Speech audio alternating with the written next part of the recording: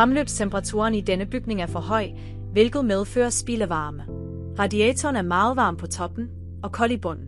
Termostaten er næsten lukket. Der er et langsomt flow. Fru Jensen på 4. er glad, for der er en behagelig temperatur i hendes lejlighed. Naboejendommen er helt magen til den første ejendom. Med den lille forskel, at det er Neogrid, der styrer varmecentralen. Neogrid-boksen i kælderen modtager temperaturmålinger fra de trådløse sensorer i lejlighederne. I Aalborg modtager Neogrid-målingerne, hvor de kombineres med den lokale vejrudsigt. Her modtages der løbende målinger fra tusindvis af bygninger fra hele landet. Og hver time beregnes den helt rigtige varmeplan til hver enkelt bygning. Når varmeplanen modtages, justerer boksen automatisk fremløbstemperaturen til det helt perfekte niveau. Den reducerede fremløbstemperatur betyder mindre spild af varme i hele bygningen, og radiatoren er jævnt varme, med et højt flow. Selvom vi har sænket fremløbstemperaturen i varmesystemet, går det ikke ud over komforten.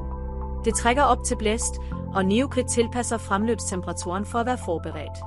Det bliver aften, og temperaturen falder nu hurtigt. Varmestyringen reagerer løbende på temperaturfaldet og justerer fremløbstemperaturen. Desværre er der en træghed i varmesystemer, så fru Jensen på 4. føler, det bliver lidt koldt i hendes lejlighed. Fru Hansen i naboejendommen har det dog helt fint. Her har Neogrid styring proaktivt justeret og taget højde for trægheden i varmesystemet. Hen over natten finder begge bygninger en passende fremløbstemperatur.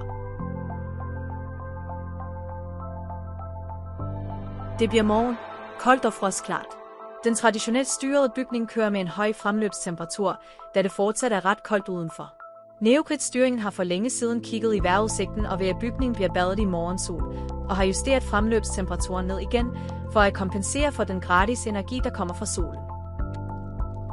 Først da solen har været fremme i nogle timer, og har fortrængt nattefrosten, begynder udetemperaturstyringen at regulere fremløbstemperaturen ned igen. Fru Jensen på 4. ringer nu til viceværten og fortæller, at hun synes, det var for koldt i aftes.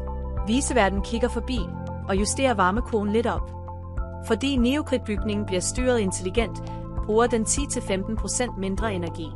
Og det kan mærkes direkte på varmeregningen. Kontakt os og lad os styre varmen i din bygning intelligent.